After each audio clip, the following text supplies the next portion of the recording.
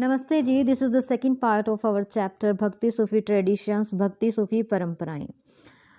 The popular practices of Islam धर्म की प्रमुख क्रियाएं। The developments that followed the coming of Islam were not confined to ruling elite, in fact they permeated far and wide through the subcontinent amongst different social strata, peasants, artisans, warriors, merchants, to name a few।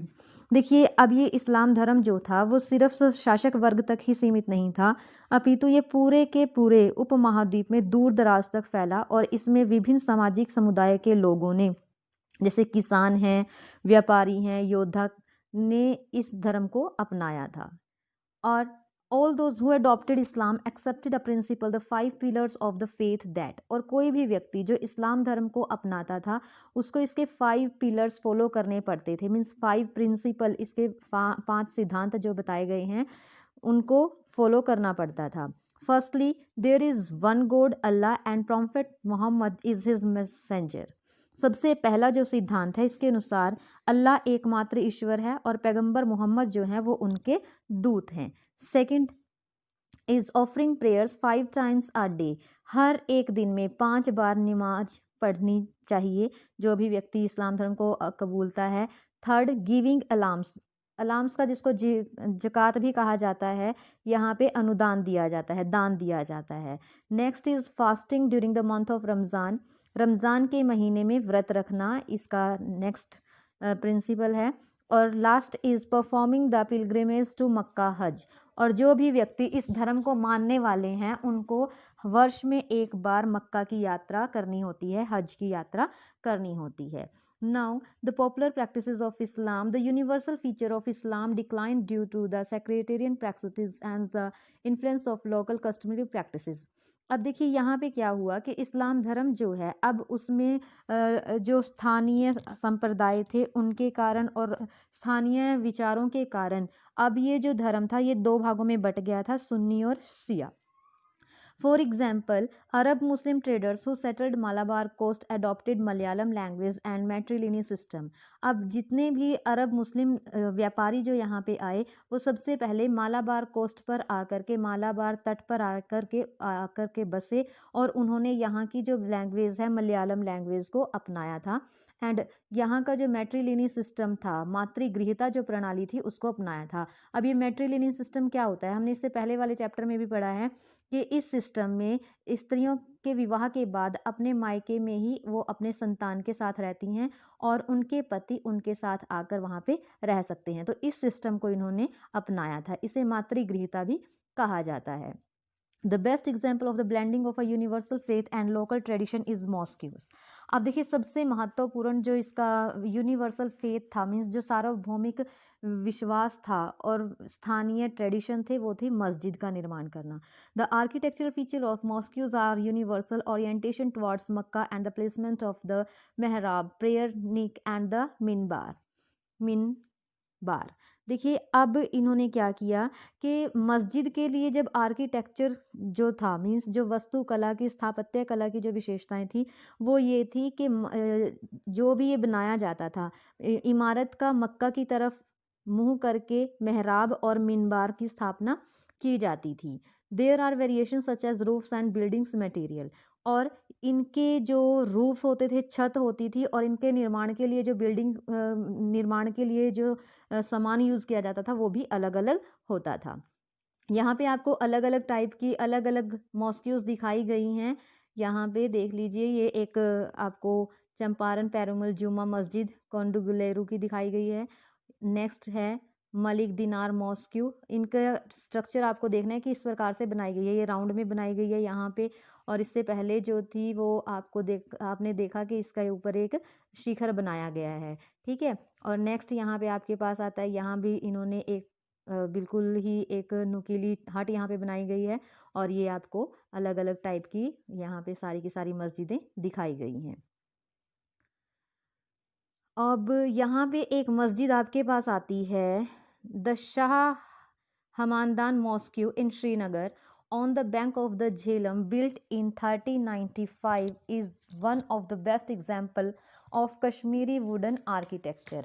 अब ये जो मस्जिद है ये श्रीनगर की झेलम नदी के किनारे बनी हुई है हमदान मस्जिद, और इस कश्मीर की सभी मस्जिदों में इस मस्जिद को मुकुट का नगीना समझा जाता है। मुकुट का नगीना किसे कहा जाता है? तो शाह हदाम मॉस्क्यू को कहा जाता है। शाह मदान मस्जिद को मुकुट का नगीना भी कहा जाता है। तो ये आप लोग याद रखेंगे ध्यान से। Now the growth of Sufism, Sufism की ग्रोथ का विकास। Sufis were a group of religious minded people in Islam. They were critical of the dogmatic definitions and scholastic method of interpreting the Quran. They emphasized interpretation of Quran on the basis of personal experiences. अब देखिए ये जो लोग थे, मतलब एक बुद्धिजीवी लोगों का ये एक वर्ग था जो कि मतलब जितनी भी कुरान में जो बातें कही गई हैं उनको ये आलोचना करते थे, जो बौद्धिक व्याख्या की गई उसकी आलोचना करते थे। और इसके अलावा इन्होंने कुरान का अपने पर्सनल एक्सपीरियंसेस के आधार पर, अपने निजी अनुभवों के आधार पर कुरान की व्याख्या की थी। Now the growth of Sufism. Growth of Sufism. By the 11th century, Sufism evolved into a well-developed movement with a body of literature on Quranic studies and Sufi practices. Sufis were organized in an institution around the hospice of or Khanqa, controlled by a teaching master known as Sheikh or Murshid. He enrolled disciples and appointed a successor. He established rules for spiritual conduct and interaction between imitates as well as। देखिए अब 11वीं century में क्या हुआ, 11वीं century के आते आते सूफीवाद जो था वो एक महत्वपूर्ण आंदोलन के रूप में हो गया था। और ये जो था सूफी और कुरान से जुड़ा इसका अपना ही साहित्य था। और सूफी अपने आप को एक संगठित समुदाय खानकाह के इर्द गिर्द स्थापित करते थे। मतलब ये जो सूफी लोग होते थे खानकाह में रहते थे, और यहाँ पे ये जो खानकाह होती थी इसके ऊपर एक शेख का नियंत्रण होता था, एक व्यक्ति का नियंत्रण होता था जिसको शेख, पीर और मुर्शीद कहा जाता था। और ये जो मतलब पीर होता था वो अपना एक सक्सेसर अपॉइंट करता था, अपने एक वारिस की नियुक्ति करता था। और आध्यात्मिक व्यवहार के नियम निर्धारित करने के अलावा खानकाह में रहने वालों के बीच संबंध भी यही निर्धारित करते थे। Silsilas. Silsila, literally meaning a chain, signifies a continuous link between master and disciple, stretching as an unbroken spiritual genealogy to the Prophet Muhammad. Sufi silsila began to appear in different parts of the Islamic world around the 20th century. देखिए सिलसिला का शाब्दिक अर्थ होता है जंजीर, जो कि एक टीचर और एक स्टूडेंट के बीच में रिश्ते का प्रतीक होती है। ये शेख और मुरीद के बीच में, शेख मीन्स यहाँ पे होता है टीचर और डिसिपल मीन्स होता है शिष्य। तो टीचर और स्टूडेंट के बीच में एक रिश्ते का प्रतीक है। और इसकी सबसे पहली जो कड़ी मानी जाती है वो प्रॉफेट मोहम्मद को मानी जाती है, पैगंबर मोहम्मद को माना जाता है। और सूफी सिलसिला जो है वो 20वीं सेंचुरी में इस्लामिक वर्ल्ड में बहुत फैल चुका था, काफ़ी बहुत ज़्यादा फैल चुका था। Now Dargah. Dargah is a Persian term, it's meaning is Tom shrine. अब दरगाह जो है ये एक फ़ारसी का शब्द है जिसका मीनिंग है दरबार। It's meaning is tomb shrine. When the sheikh died, his tomb shrine became the center of devotion for his followers. और जब एक शेख यानी कि जब टीचर या की डेथ हो जाती है तो ये जो होती है दरगाह जो होती है तो जियारत के लिए, उसके अनुयायियों के लिए एक भक्ति स्थल बन जाती है। This encourage the practices of pilgrimage और जियारत to his grave, particularly on his death anniversary. और देखिए जब उनकी मतलब डेथ एनिवर्सरी होती है, उनकी मृत्यु के बाद, तो ये लोगों के लिए एक धार्मिक स्थल बन जाती है। और it was believed that after that the soul of Sheikh get united with the soul of Allah. People sought their blessings to attain material and spiritual benefits. This evolved the cult of the Sheikh, revered as Wali. और देखिए यहाँ पे क्या कहा गया है कि मृत्यु के बाद उसकी जो आत्मा है, मीन्स गुरु की जो उनके मुरीद हैं, उनकी जो आत्मा है वो अल्लाह में मिल जाती है और लोग उनसे आशीर्वाद लेने के लिए दरगाह पर जाते हैं। और इस तरह शेख का वली के रूप में आदर करने की जो परिपाटी है, जो प्रैक्टिसेस है, वो यहाँ पे शुरू हुई थी। The growth of Sufism. देखिए यहाँ पे जो सूफीज़म है इसको भी 2 पार्ट्स में डिवाइड किया गया है, दैट इज़ बाशरिया एंड बेशरिया। बाशरिया का मीन्स ये है जो लोग सूफीज़ के जो रूल्स एंड रेगुलेशन होते हैं उनको मानने वाले होते हैं। मीन्स जो भी शरिया की अवहेलना करने के कारण उन्हें बेशरिया कहा जाता है, और जो शरिया का पालन करने वाले उन्हें होते हैं उन्हें बाशरिया कहा जाता है। बाशरिया those Sufis were adhere with the Sariyat and Besariya Sufis were those who ignored Sariyat। तो यहाँ पे आपको पता चल गया बेसरिया और बासरिया का मीन्स क्या होता है। बेसरिया मीन्स जो सरिया की अवहेलना करने वाले होते हैं, सरिया मीन्स जो इस्लाम धर्म के कानून होते हैं उनकी अवहेलना करने वाले होते हैं, और बासरिया जो उनकी पालना करने वाले होते हैं।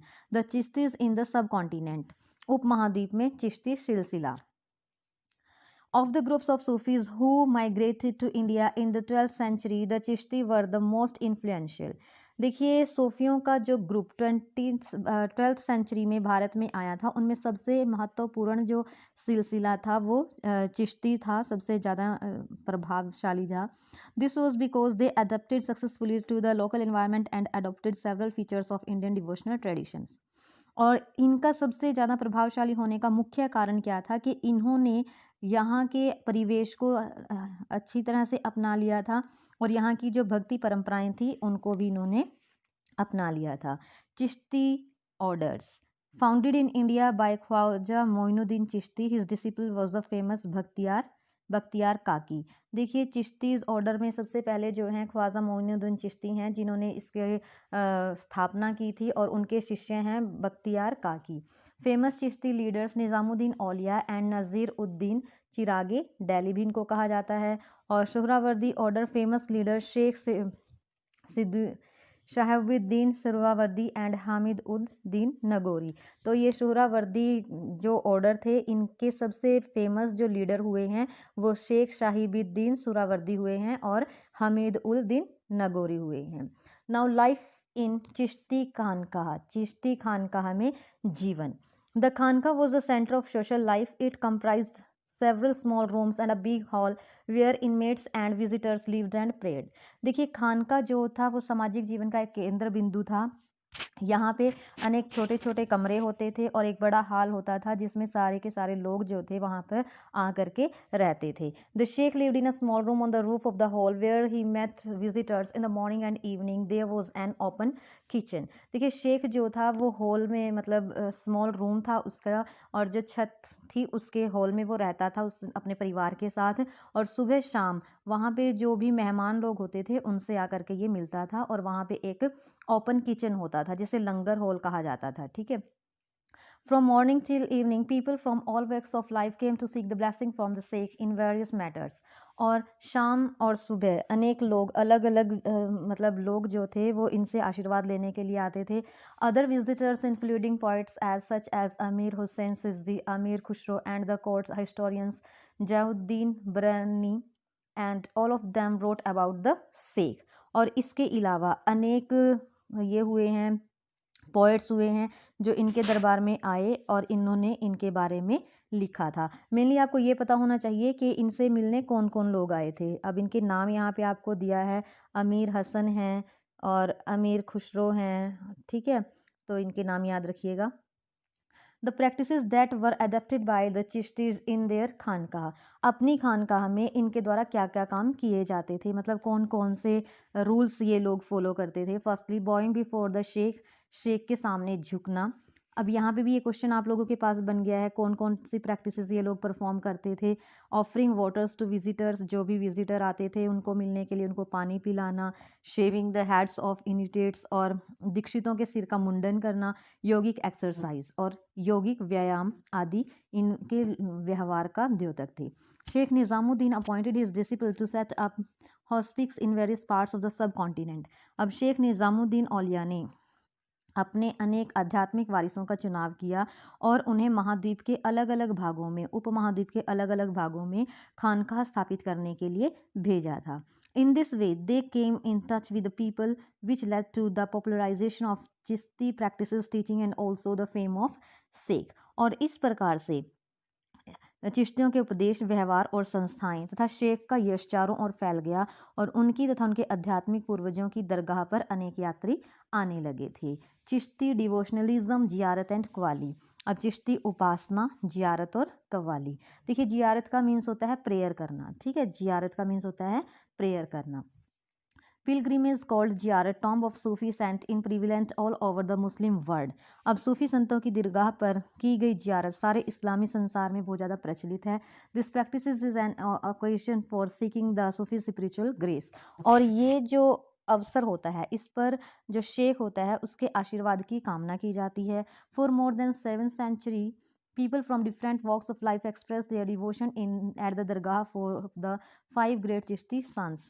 अब देखिए यहाँ पे पिछले 500 सालों से अलग अलग संप्रदायों के समुदायों के लोग हैं जो महान 5 चिश्ती संतों की दरगाह पर आस्था प्रकट करने के लिए जाते हैं। The use of music and dance including mystic chants performed by specially trained musician और qawwals to evoke divine ecstasy is also part of ziyarat. अब इस समय में क्या किया जाता है, जो एक्सपर्ट लोग होते हैं वो मतलब रहस्यवादी गाने गाते हैं, म्यूज़िक के द्वारा जियारत करने की कोशिश करते हैं। The Sufis remember God either by reciting the zikr or invoking his presence through sama or performance of mystical music known as qawwali. और इसके अलावा कवाली के द्वारा भी ये जियारत करते हैं। दरगाह ऑफ ख्वाजा मोइनुद्दीन चिश्ती। ख्वाजा मोइनुद्दीन चिश्ती जिनको गरीब नवाज भी कहा जाता है, तो इसको ध्यान में रखिएगा, ख्वाजा मोइनुद्दीन चिश्ती को गरीब नवाज भी कहा जाता है, ठीक है जी। The most popular dargah is that of Khwaja Moinuddin Chishti, popularly known as Gharib Nawaz, comforter of the poor. The dargah became so popular because of the following reasons. क्या क्या, देखिए ये क्वेश्चन भी आपके पास आ सकता है, कौन कौन से कारण थे जिनसे ये दरगाह जो थी वो इतनी महत्वपूर्ण हो गई थी। The austerity and pity of the sheikh, greatness of his spiritual successor and the patronage of royal visitors। सबसे पहले तो यहाँ पे जो दरगाह के शेख की सदाचारिता और धर्मनिष्ठता तथा उसकी आध्यात्मिक वारिसों की महानता और राजसी मेहमानों द्वारा किए गए प्राश्रय के कारण, मतलब इनको जो राजा लोग थे उनका बहुत सपोर्ट इनको मिला हुआ था, जिसके कारण ये बहुत ज़्यादा फेमस हो गए थे। Location of Ajmer was another factor of its popularity. और दूसरा कारण क्या था, लोकेशन ऑफ अजमेर, मतलब इसका जो अजमेर की जो स्थिति थी वो भी इसकी फेमस होने के लिए बहुत ज़्यादा इम्पोर्टेंट थी। कैसे, as it was located on the trade route connecting Delhi and Gujarat, it attracted number of travellers. क्योंकि ये जो दरगाह थी वो दिल्ली और गुजरात को जोड़ने वाले व्यापारिक मार्ग पर स्थित थी, जहाँ अनेक यात्री आते रहते थे। Muhammad bin Tughlaq was the first sultan to visit the dargah. और इस दरगाह पर आने वाला सबसे पहला सुल्तान कौन था, मोहम्मद बिन तुगलक था जो सबसे पहले इस दरगाह पर आया था। Akbar the Mughal emperor visited dargah at Ajmer 14 times. कितने बार की थी, 14 times in his life, and these visits were aimed at seeking blessings for new conquest, fulfilling of his vows and to get sons. अब अकबर जो था वो यहाँ पे 14 बार आया, और यहाँ पे आने के लिए वो कभी नई जीत के लिए आशीर्वाद लेने के लिए, कभी अपने संकल्प को पूरा करने के लिए, या अपने पुत्रों के जन्म के समय भी यहाँ पर आया था। Many of his wishes were soon fulfilled and दस एज एन ऑफरिंग। और उसकी काफ़ी सारी जो इच्छाएं थी वो बहुत जल्दी पूरी हो गई थी, और इसके लिए उन्होंने काफ़ी मतलब भेंटें भी यहाँ पे दी थी। He gave generous gift on each visit, हर एक विजिट पर कोई ना कोई गिफ्ट वो यहाँ पे देता था। He offered a huge cauldron to facilitate cooking for pilgrimage. इसने एक बड़ी देग यहाँ पे भेंट दी थी, जिसे जो आने जाने वाले तीर्थ यात्रियों के लिए खाना पकाने के लिए यूज़ की जाती थी। He even got a mosque constructed within the dargah. और इसने दरगाह में एक मस्जिद का निर्माण भी करवाया था। Now Sufis and the state, Sufis और राज्य। The Chishti traditions was austere, but it did not isolate political power. The Sufis accepted unsolicited grants and donations from the political elite. The sultans set up charitable trusts as endowment for hospices and granted tax-free land. अब देखिए, वैसे तो ये जो चिश्ती संप्रदाय था ये संयम और सादगी का जीवन जीते थे, और जिसमें वो सत्ता से दूर रहने पर ज़्यादा बल देते थे, परंतु इसका मतलब ये नहीं है कि ये बिल्कुल ही सत्ता से दूर रहते थे। ये लोग राजाओं के द्वारा जो भी गिफ्ट इनको दिए जाते थे, जो भी अनुदान इनको दिया जाता था, वो उसको एक्सेप्ट ये लोग बिना मांगे ही इसको एक्सेप्ट ये लोग कर लेते थे। और सुल्तानों ने खानकाहों को कर मुक्त भूमि अनुदान में दी थी और दान से संबंधित अनेक ट्रस्ट जो थे वो भी निर्माण कराए गए थे। The chieftains accepted a donation in cash and kind and used for their immediate requirements such as food, clothes, living quarters and ritual necessities such as sama. अब ये जो लोग होते थे, जो भी दान में इनको जो भी धन मिलता था वो कैश के रूप में लेते थे और उसको कपड़ा, अपनी जो भी इनकी रिक्वायरमेंट्स होती थी, खाना, कपड़ा, रहना, इसके लिए खर्च कर देते थे और जो भी समा की महफिलें जो होती थी उनके ऊपर खर्च कर देते थे। The moral high status of the Sufis attracted people from all walks of life. और इन लोगों का नैतिक अधिकार जो था, मतलब शेख के नैतिक अधिकार की पुष्टि होती है और लोग जो थे वो इनकी तरफ बहुत ज़्यादा अट्रैक्ट हो रहे थे। लैंग्वेज एंड कम्युनिकेशन, भाषा और संचार। Chishtis composed their poems in several languages. The Chishtis used Hindi or Persian language. Sufis such as Baba Farid composed poetry in local language. Some Sufis composed long poems or masanvis to express ideas of divine love using human love as an allegory. देखिए अब इन्होंने क्या किया, स्थानीय भाषाओं में अपनी अपनी पोइम्स को लिखा और चिश्ती जो थे उन्होंने हिंदवी में और पर्शियन लैंग्वेज में अपनी भाषा में यूज़ किया। और इसके अलावा जो बाबा फरीद थे उन्होंने अपनी जो कविताएं लिखी वो क्षेत्रीय भाषाओं में लिखी थी। और सम सूफीज कंपोज लॉन्ग पोएम्स जो होती थी उनको मसनवी कहा जाता था। ठीक है जी, मसनवी किसे कहा जाता था, लंबी लंबी कविताएं जो होती थी उनको मसनवी कहा जाता था। To express ideas of divine love using human love as an allegory. और जहाँ ईश्वर के प्रति प्रेम को मानवीय प्रेम के रूप में यहाँ पे अभिव्यक्त किया गया था।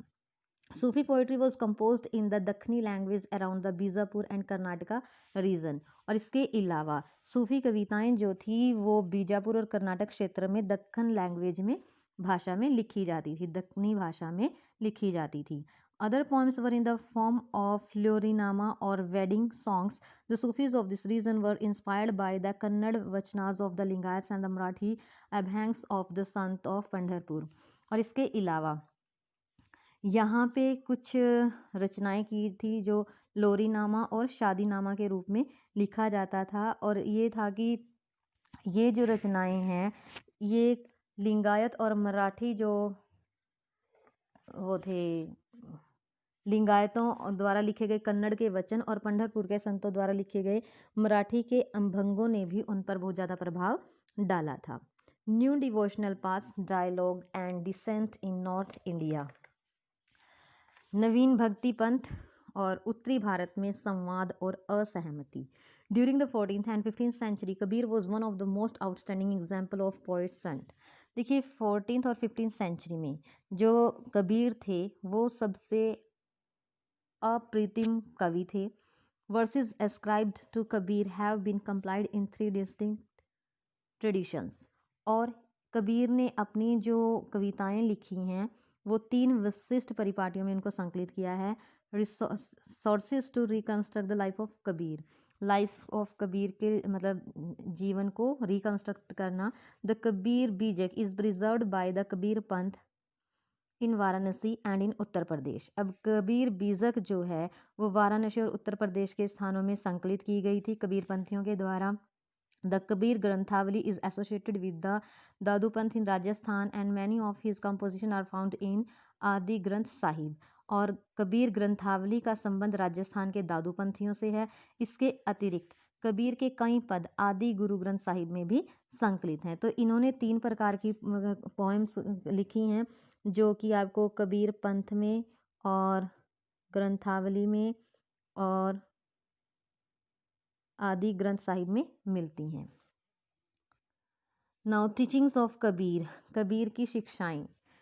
Kabir tried to describe the ultimate reality including Islam. According to him, the ultimate reality was Allah, Khuda, Hazrat and Peer. He also used certain Vedic terms such as Brahman and Atman.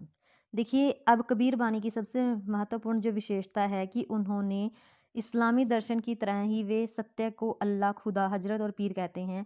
वेदांत दर्शन से प्रभावित वे सत्य को अलख, अलख means अदृश्य, और निराकार, ब्रह्मन और आत्मन कहकर संबोधित करते हैं। He also use some yogic tradition term such as shabd और शून्य, और उन्होंने कुछ वैदिक टर्म्स को भी यूज़ किया है, शब्द और शून्य को। Some poems of Kabir expressed conflicting and diverse ideas, और कबीर की कुछ जो कविताएं हैं वो विरोधात्मक पद भी उसमें दिखाए गए हैं। Some poems attacked Hindu polytheism and idol worship and other use Sufi concept of zikr and ishq to express the Hindu practices.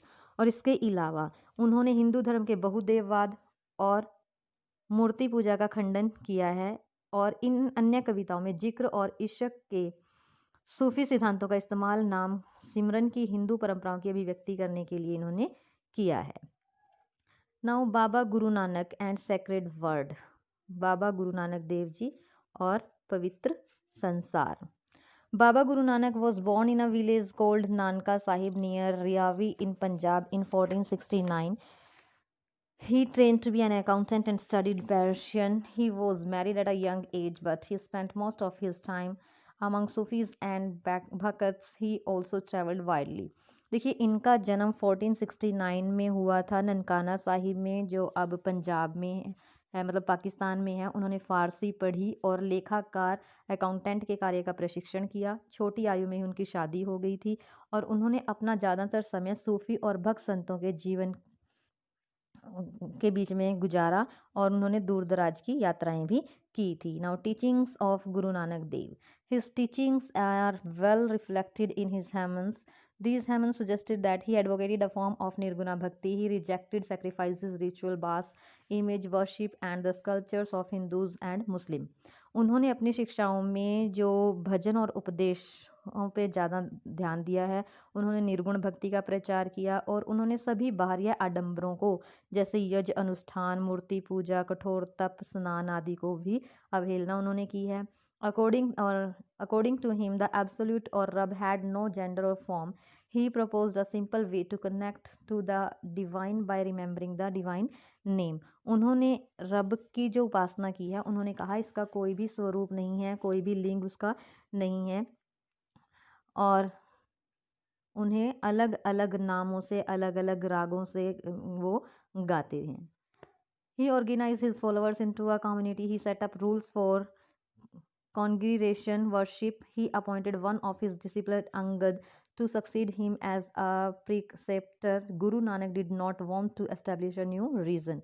अब देखिए, गुरु नानक ने क्या किया, उन्होंने अपने अनुयायियों को एक समुदाय में संगठित किया, समुदाय के लिए नियम निर्धारित करे, और उन्होंने अपने अनुयायी, अब उनके अनुयायी का नाम क्या था, अंगद था। उनके अनुयायी का नाम क्या था, अंगद था। अंगद को उन्होंने अपने गुरु पद पर आसीन किया।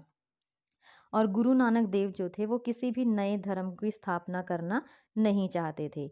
After his death his followers consolidated their own practices to perform a distinct community.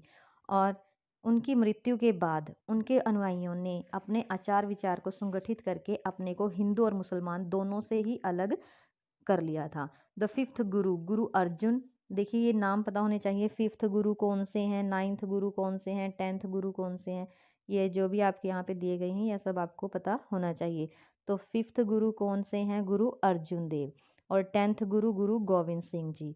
और ठीक है, The fifth Guru, Guru Arjan, complied Guru Nanak's hymns along with those of his four successors and other religious poets like Baba Farid, Ravidas and Kabir in the Adi Granth Sahib. अब पांचवें गुरु, गुरु अर्जुन देव जी ने बाबा गुरु नानक और उनके 4 उत्तराधिकारियों बाबा फरीद, रविदास और कबीर की बानी को आदि ग्रंथ साहिब में संकलित किया। सबसे पहले तो आपको यही पता होना चाहिए कि आदि ग्रंथ साहिब की रचना किसने की है। ठीक है जी, आदि ग्रंथ साहिब जो है उसकी रचना किसने की है, गुरु अर्जुन देव ने। उसके बाद the 10th Guru, Guru Gobind Singh included the composition of the 9th Guru, Guru Tegh Bahadur. 9th गुरु कौन से हैं, गुरु तेग बहादुर जो हैं वो 9th गुरु हैं, गुरु तेग बहादुर 9th गुरु हैं। The scriptures was called the Guru Granth Sahib. Guru Gobind Singh also led the foundation of the Khalsa Panth. अब खालसा पंथ की स्थापना किसने की थी? गुरु गोविंद सिंह ने, ये भी ध्यान में रखिएगा। हाँ जी, तो अब 10वें गुरु गोविंद सिंह जी ने 9वें गुरु गुरु बहादुर तेग बहादुर की रचनाओं को भी इसमें संकलित किया और इस ग्रंथ को गुरु ग्रंथ साहिब कहा गया। गुरु गोविंद सिंह ने खालसा पंथ की नींव डाली। He also defined its 5 symbol: uncut hair, a dagger, a pair of shorts, a comb and a steel bangle. और उन्होंने खालसा के 5 प्रतीकों का वर्णन किया है। ये 5 प्रतीक आपको पता होने चाहिए कौन कौन से हैं। सबसे पहले अनकट हेयर, बिना कटे बाल, कृपाण, कच्छ, कंघा और लोहे का कड़ा। It was under the leadership of Guru Gobind Singh that the community became a socio religious and military force. और गुरु गोविंद सिंह के नेतृत्व में समुदाय एक सामाजिक, धार्मिक और सैन्य बल के रूप में संगठित होकर सामने आया। नाउ मीराबाई। मीराबाई कौन थी? Mirabai was the best known women poet within the bhakti tradition. She was a Rajput princess from Merta in Marwar. देखिए, ये जो थी मीराबाई भी भक्ति काल की एक सुप्रसिद्ध कवित्री थी। और इन मीराबाई जो है मारवाड़ के मेड़ता जिले की एक राजकुमारी थी। She was married to a prince of the Sisodia clan of Mewar against her wishes. अब यहाँ पे हर आ जाएगा, अगेंस्ट हर विशेस। उनका विवाह जो था उनकी मर्जी के खिलाफ कर दिया गया था। राजकुमार थे सिसोदिया वंश के, ठीक है, उनकी विशेस के अगेंस्ट इनकी मैरिज कर दी गई थी। She defied her husband and not submit to the tradition role of wife and mother. उन्होंने क्या किया? उन्होंने अपने पति की आज्ञा की अवहेलना की और पत्नी और माँ के परंपरागत दायित्वों को निभाने से इनकार कर दिया। She recognised Krishna the avatar of Vishnu as her lover.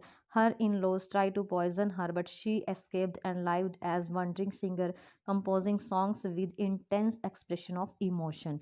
अब देखिए, वो जो थी उन्होंने विष्णु के अवतार कृष्ण को अपना एकमात्र पति स्वीकार किया और उनके ससुराल वालों ने उन्हें विष देने का प्रयास किया। ये विष का मीन्स होता है जहर देने का प्रयास किया, किंतु वह राजमहल के से निकलकर एक भूमक्कड़ गायिका बन गई थी और उन्होंने अपने जो अंतर मन के जो भाव थे उनको गीतों के माध्यम से एक्सप्रेस किया। रिकंस्ट्रक्ट ऑफ रिलीजियस ट्रेडिशन, धार्मिक परंपराओं के इतिहास का पुनर्निर्माण करना। Historians use a variety of sources to reconstruct history of religious traditions. अब इतिहासकार जो हैं वो धार्मिक परंपरा के इतिहास के पुनर्निर्माण के लिए अनेक सोर्सेज का यूज करते हैं। This include stupas, monasteries and temples. इसमें मूर्तिकला और मठों को और मंदिरों को शामिल किया जाता है। Historians always draw on textual sources including devotional literature and hagiographies. These resources enable historians to understand certain religious beliefs and practices. और इतिहासकार जो होते हैं वो टेक्सचुअल रिसोर्सेज जो ग्रंथ होते हैं हमारे उनके ऊपर भी साहित्य और जो हैगियोग्राफी मीन्स होता है बायोग्राफी ऑफ अ सेंट, एक संत की जीवनी के ऊपर भी निर्भर करते हैं। And these resources enable historians to understand certain religious beliefs and practices. और इन्हीं साधनों के आधार पर इतिहासकार जो हैं उस समय के धार्मिक विश्वासों और प्रक्रियाओं के बारे में समझ बनाते हैं अपनी। They range from the simple direct language of the vachanas of Basavanna to the ornate language of the farman of the Mughal emperor. और वो क्या करते हैं, मतलब अब जैसे जैसे ये इनकी जो लैंग्वेजेस होती हैं वो अलग अलग भाषाओं में ये लिखते हैं, परंतु फिर इनको सिंपल लैंग्वेज में ट्रांसलेट करके इनको समझने की कोशिश की जाती है। Understanding each type of text requires different skills. और हर एक प्रकार के टाइप इसको समझने के लिए अलग अलग स्किल की ज़रूरत होती है, कौशल होना चाहिए। Historians have to acquire familiarity with several languages and to be aware of the subtle variation in style and characterized each type. और कई भाषाओं की जानकारी, लेकिन इसके अलावा इतिहासकार को प्रत्येक विधि की शैली और शैलियों में सूक्ष्म अंतरों की भी पहचान करनी होती है। तो this is all about your chapter. Thank you, have a nice day.